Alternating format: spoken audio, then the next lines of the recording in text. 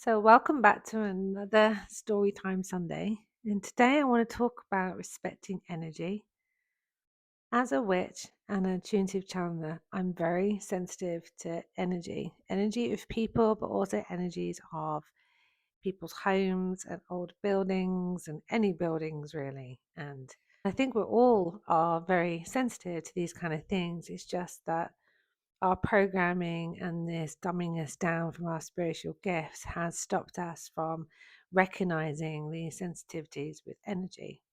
I think we've all experienced when we've gone somewhere or gone to a party or an event and you walk into a space and you just feel off, like you were completely fine before, but until you walked into that space, you just feel there's something off, or suddenly the top of your head feels heavy, or there's like this foggy weird sensation that you don't know what it is and you can't put your finger on it, but you just want to leave. Or maybe you've even met somebody and you're talking to them, and in their company, you just feel there's something not quite right, and I don't feel safe, or I feel uneasy, or I feel not myself.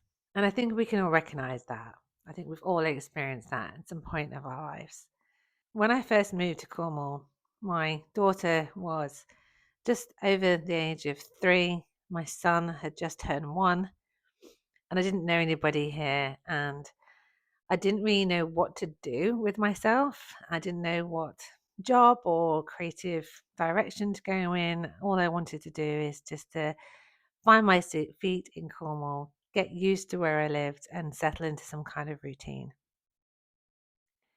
We moved to a very small village on a creek in Cornwall, and it was really pretty and really sweet. And there's a lovely little nursery there. So my daughter started going to nursery so she could make friends, probably like 2, 3 times a week. And then I could have this quality time with my son, which was really nice. One morning, me and my son Harry went into the local town. I was walking around the town and I came across this really pretty building. It was very tall and narrow, and it was full of crystals in the window. So, of course, I went in. It was a really small shop and it had incense, crystals, just the normal spiritual well-being shops that you see. And this lovely old lady behind the counter. I found myself out of nowhere telling this woman that I could hold space and hire the upstairs and run a spiritual development circle, women's circle. And she loved it. She loved the idea. So she agreed. And I can remember coming out the shop thinking, why have I even offered that? I've got no experience of holding circles. I've never done this kind of thing. And I've literally just offered this, just said it, and now I need to commit to it. So I did. I did commit to this, and I did once a month. I went to this little shop and hold space in the evening and taught a group of women how to spiritually connect, just the same way as I had learned through my little Hogwarts yearly spiritual quest. It started with, I think, 6 or 8 women, and then it grew over probably 3 or 4 months into 70 women that wanted to attend. So I had to move to a different venue, which was a village hall at the time. It was really fun, a really nice experience. And within that, lots of them wanted to actually do like what I would call ghost busting, or go to experience ghosts or go to haunted places and things like that. So I thought it'd be quite fun that maybe once a month I took a group of people off, go to explore some places locally and see if we can capture on photographs and video any paranormal activity, as you do. I mean, we went to graveyards at midnight. We went to different woodlands. We went to abandoned buildings, things like that. We went to old chimneys, and there was a group of us. There was another witch there who was a friend of mine, so I felt safe with her. And we would call out spirits to come forward. I mean, you might have seen things like this on the TV where it's kind of a bit cheeky, really, because you're calling them out to touch you or whisper or speak or create some movement so that you can then photograph. And then after that, you can have a look on your cameras to see if you've seen any orbs or any shapes or people or things like that. So it was quite exciting as well. One of the places that I went to was Kennel Vale Woods in Ponsanoof, which is where I actually live now. But at the time, I didn't live here. And this woodland, it was so beautiful during the day, so beautiful. And I remember I'd been there quite a few times because my mum lived in Pontoon and so did my brother and sister-in-law. So we'd often go to this little woodland, and there's a beautiful river that runs through it. It's really beautiful, especially in the autumn. And I remember looking back thinking, I always felt a little bit, it's like I felt I was being watched there. So I thought it'd be quite fun to go there at midnight to see what was there and to see what we could experience. So we met up outside at midnight, and then there was about 9 of us that walked in. And as you come into this woodlands, there are some rundown buildings that don't have any roofs on or windows or doors. And this was obviously a gunpowder factory, I think it was back in the day. And you you go down this path quite far in, probably like a 10-15 minute walk into the forest, and then it opens up to this beautiful river. And there is some buildings before you get to seeing that. We literally got into the woods, and I think we must have been walking 5 minutes. And we stopped and we called forward the spirits as we normally did, obviously protecting ourselves first and being as respectful as you could. We asked them to show themselves, make themselves known. And then we went off into groups and started photographing. And that was with these little old, I think they're like 90s, little old digital cameras that you could get, not like the phones we have nowadays, but they were old, very basic, simple cameras with flash. While we were there, one of the women that was there felt really, really sick. She came over with this nauseous feeling. She had a painful headache suddenly come on from nowhere.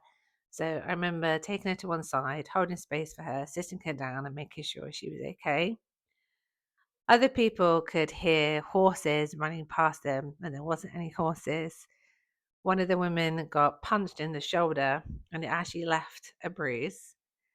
And somebody else had their hair pulled, somebody else heard someone shout in their ear, "Leave, you're not welcome."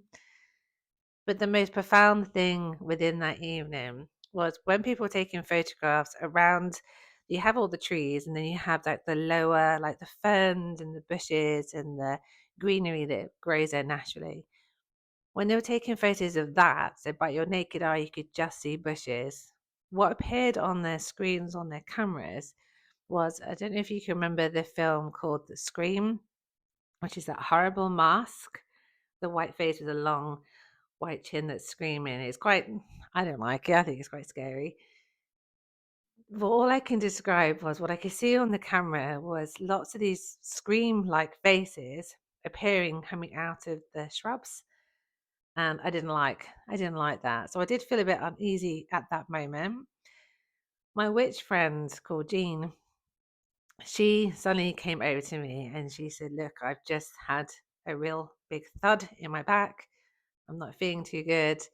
I'm feeling really, really uneasy." And then I started feeling really like pressure on my head. I felt that I wasn't safe where I was. So we had to close the circle and leave. And to be honest, I've tried to go back there. I mean, this is a while now. Now I live in the village.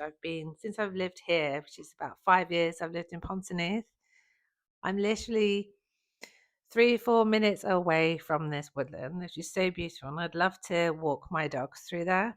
And I did try with Walter during the day, but I literally got in a couple of steps and I had an allergy reaction as soon as I walked in there. And I just thought, this is not worth me going in. And the energy in that place, however beautiful it is, I don't feel welcome there. So I respect that. And I won't enter that wood ever again. Another time I've had this feeling is I used to do babysitting as a teenager. And I remember going to babysit, I think it was 4 children at the time.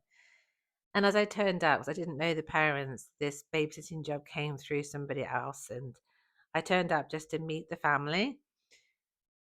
As I got to the threshold of this old barn, and it was like this coach house, we had to literally come drive down into it under this arch, had cobbles, pathway, and it was really old, very, very beautiful.